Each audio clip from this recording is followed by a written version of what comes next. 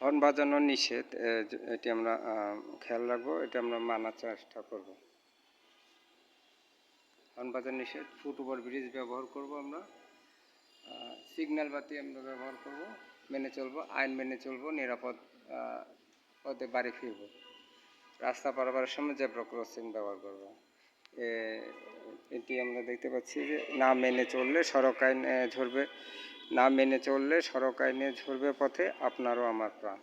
এখানে ট্রাফিক, এটা হচ্ছে যে road safety poster and slogan contest 2024 award ceremony আমরা দেখতে পাচ্ছি।